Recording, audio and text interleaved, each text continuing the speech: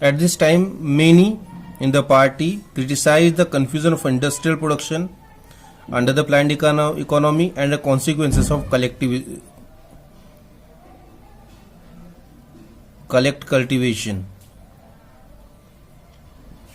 Stalin and his sympathizers charged these critics with conspiracy against socialism. What they done, they whosoever criticized their system, they charged them with the conspiracy against socialism.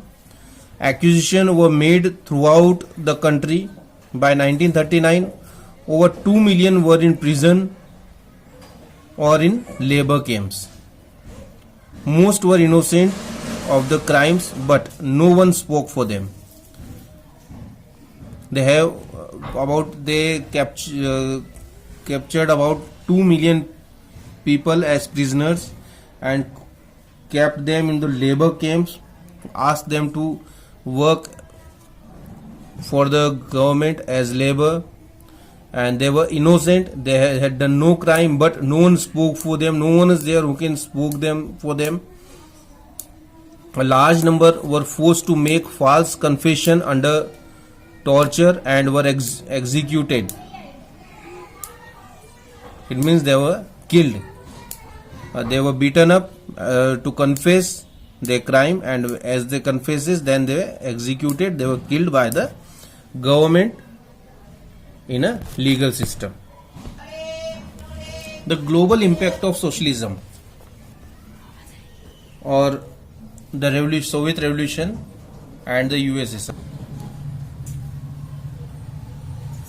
When the Bolsheviks started working as a political power and they took power, many socialist parties in Europe, they did not approve the system the way the Bolsheviks took power.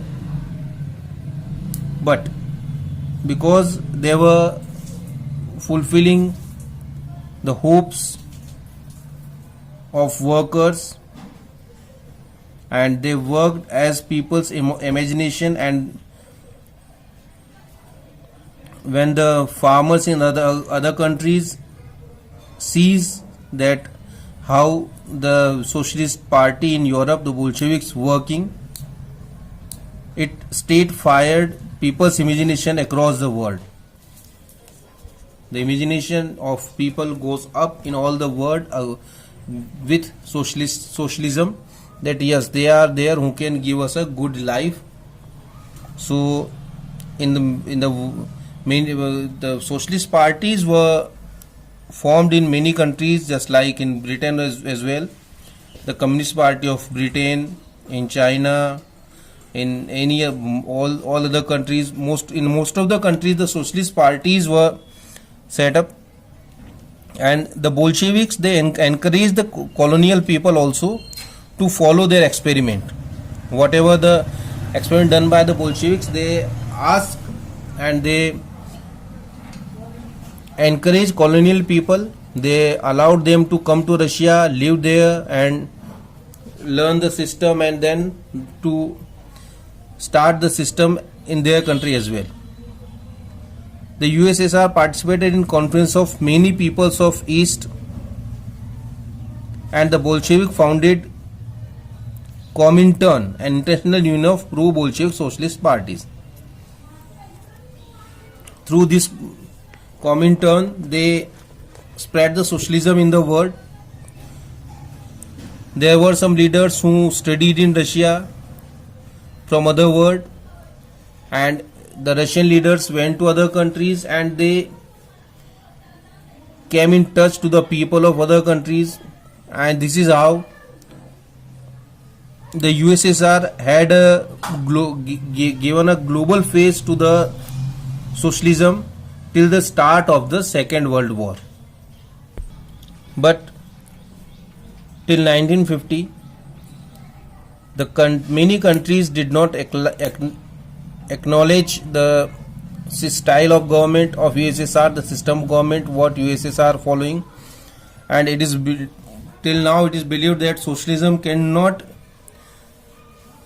give what they promise. The Soviet Union, that was which was a backward country. Now today it is a great power. In 1950s it was the world's biggest power. It was a superpower at that time. But it is not possible in every country that the socialism give the same life to people. As well, it had denied the essential freedom to its citizen and carried out its development projects through repressive policies. When they feel that they should start some development project, then they use repressive policies as well, which are not healthy for the democratic system. So they have the global influence, but till now it has not that much acknowledgement in the world about the socialism. So this was about the Russian Revolution and the spread of nationalism. Now by tomorrow you will be getting the notes and the question answers, and you all should note down the notes and the question answer in your copy. That will be helpful for you in your exams. Next time when we meet, we will start a new chapter in geography. Thank you.